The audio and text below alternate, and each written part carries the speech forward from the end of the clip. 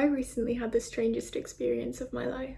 I discovered the secret to time travel. It came from the weirdest conversation that I think I'll probably ever have in my life. Last week, I spoke to another version of me, a full and complete conversation with another me. Before you jump to conclusions, no, I didn't meet my doppelganger, and no, I didn't get cloned, God forbid. I instead received a letter from myself from 5 years ago. That's right, 15-year-old Madeleine, about to sit her GCSE mock exams just after COVID had hit the world in 2020, sent an email 5 years into the future to 20-year-old me, about to graduate university, although at the time I was on a completely different life trajectory. Ironically, I think she was ahead of her time, because she saw that I'd need the reminder that I think we all need now and again, and I really wanted to share that with you as the next chapter in the pursuit of artistic wealth. I don't remember a lot from that time in my life. Maybe it was because in lockdown there wasn't too much going on, or perhaps it was because I was feeling low, especially low. So low, in fact, that I could barely get out of bed. I felt utterly hopeless, and I wasn't able to smile. Word for word, that's what I'd written to document the state of my being when I was 15, and unfortunately, it was entirely true. I apologise if reading that made you feel sad or pity for 15-year-old me.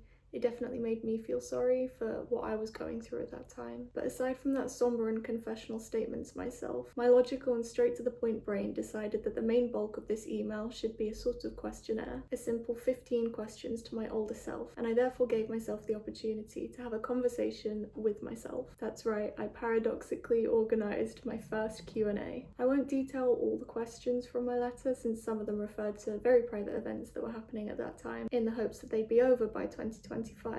And here is the proof that you need to have hope, because not even long after I sent this email, all of those things that were happening, those negative things in my life, were over. Clearly at this point I had all or nothing to myself into a state of total panic about my GCSE exams, so I asked myself how they'd gone, but also if they'd even made an impact on my life. The outcome? I passed my 10 GCSEs with the highest grades in the school and was even acknowledged in the regional press and papers for them. Looking back now, I remembered how much of that time that I'd spent revising was actually time spent worrying about the fact I wasn't revising enough and that nothing I was doing was going to be enough. Lesson learned?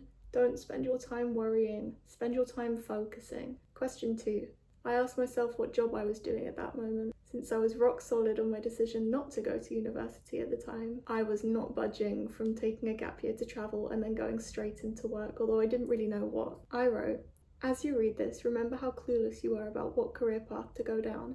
Did we become a lawyer, a chef, an interior designer, a failed musician, a journalist, a Broadway singer, or did we run away to Peru to start a new life next to the river? Considering what my first video and article was about, I find it so funny that just moments after I'd posted those, this arrived in my inbox. It was like the universe was giving me a huge hug, telling me everything was going to be okay and I need to stop worrying. Here's the interesting thing though. If you have read my Substack article or watched my YouTube video titled My Fig Tree, side note, you definitely should, you'll know that I've previously used up so much brain power just worrying about the fact that I have so many ambitions, so many different life dreams and things I want to accomplish. I also worry about how to make achieving them all such a possibility, a real possibility, because I really want to. I'm not someone who can just sit on a dream and not do anything about it. I truly wasn't prepared for the fact that I was dealing with this overwhelming pressure of duality and possibilities in my life even then. In a way, I was feeling like a real life Mrs. Doubtfire, the great juggling act of embracing all of the sides of me all at once. Maybe she was the muse for us the whole time. I also find it interesting that I assumed the musician path would have instantly failed. I say this because I'm now about to graduate a music degree in drumming, having gained experience as a session musician and being in a punk band after moving across the country to London. Expect the unexpected, cherubs. And if I was constantly putting myself down under the impression that being realistic was the way to go, then I would never have made that impossible possible. So there we go, the penny had dropped. It made me sad thinking about how much fear a 15-year-old had over making the right decision, and even sadder that it had still been on my mind, worrying about it all of these 5 years.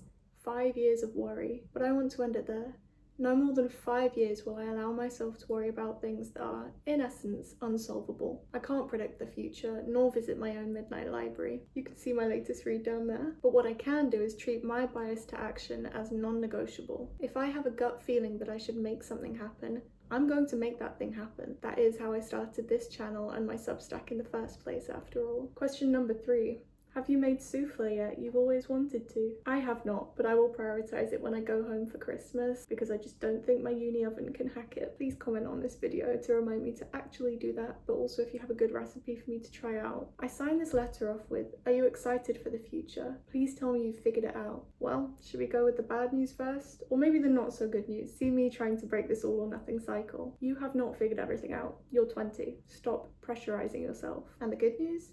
Yes, I am genuinely, finally excited for my future. And to be completely honest, this answer only changed from a no to a yes in very recent months, so I will be commending myself on excellent timing, thank you very much. A lot has changed. I am much more capable of handling my anxieties and my worries now and managing them. I have a lot higher standards for myself, and I feel a lot more hopeful than hopeless about my future. I feel bolder, I have more courage, I choose the harder option now so that I never become complacent or idle. I don't suppress my fidgeting anymore, physically or metaphorically. Time traveling has made it clear to me how much I've come in the last 5 years. And if you were wondering, yes, I did write a letter to myself to be received in 2030 by 25-year-old Madeleine. 20 questions, in fact. So in 5 years' time, when the chance to time travel comes to me again, I'll look forward to seeing what I've done, all the figs I've tasted, the souffles I've made, and just how many unexpected dreams have come true for me. I recommend time travel. It might just be that little reminder that you needed to stop planning and start doing. Thank you for watching the next volume in the pursuit of artistic wealth. Make sure to join me for the next one, so subscribe down below, and catching me on my other socials too. Until next time, sugar plums.